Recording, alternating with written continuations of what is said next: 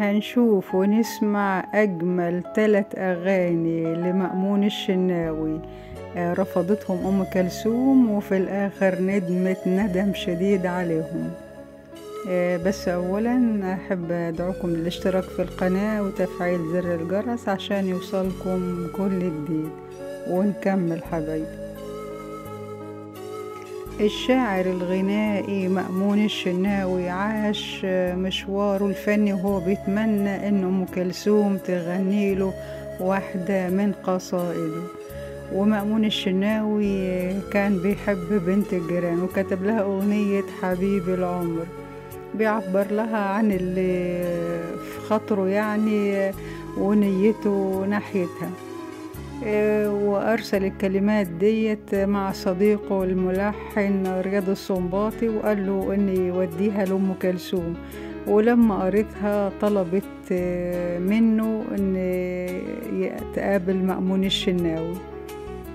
وفي اللقاء ده عبرت أم كلثوم عن رغبتها في تغيير بعض كلمات الأغنية، فقال لها بقولك إيه، بلاش الأغنية دي وبعمل لك واحدة تانية. برضو فضلت تلح عليه في التغييرات الخاصة بالأغنية دي وما حصلش نصيب.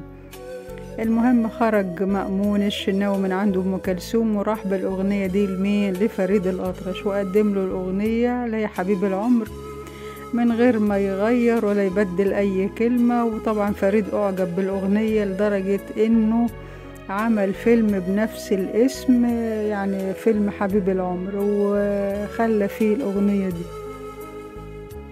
ونيجي بقى لأغنية الربيع. وبيحكي الصحفي محمد رجب في مجلة أخبار اليوم إن أم كلثوم التقت بمأمون الشناوي في دار أخبار اليوم.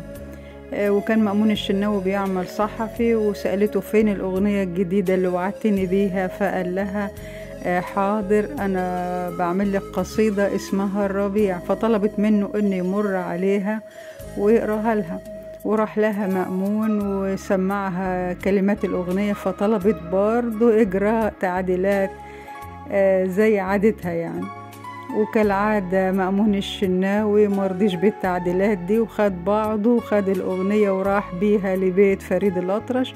وطلع فريد الأطرش على الأغنية طبعا، ونجحت الأغنية نجاح كبير جدا بصوت وموسيقى فريد الأطرش ورقصات سامية جمال الفراشة.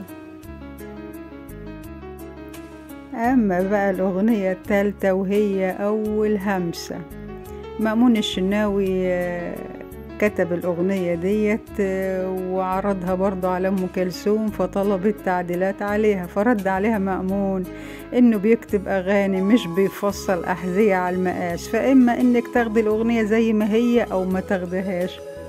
فقالت له أم كلثوم أنا اللي بغني وأنا اللي بواجه الجمهور ولازم أكون مقتنعة بكل كلمة بغنيها.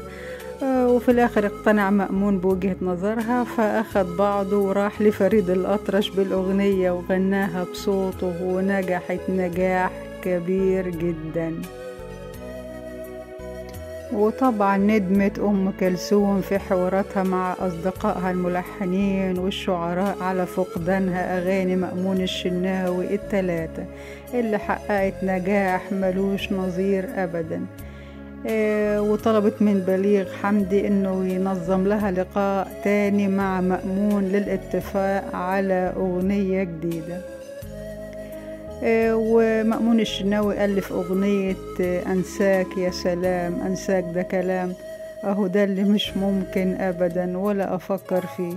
وقرت ام كلثوم المطلع واعجبت به، لكنها توقفت عند المقطع التاني اللي بيقول واعمل في حبك ايه وأعمل في روحي إيه، وطلبت استبدالها بالقول وأعمل في حبك إيه وأقول لقلبي إيه. ووافق مأمون على التغيير البسيط ده ونجحت الأغنية. وبعد كده خصص لها أغنية كل ليلة وكل يوم أسهر لبكرة في انتظارك يا حبيبي. وبرضو الأغنية ديت كان فيها مقطع بيقول اكتب لي قول انت فين لو تقدر، بستنى منك كلمتين مش اكتر. وقالت له ام كلثوم بلاش اكتب لي، قدر ما بيعرفش يكتب ويمكن عنده تليفون. فكتب لها مأمون بدلا منها ابعت لي انت.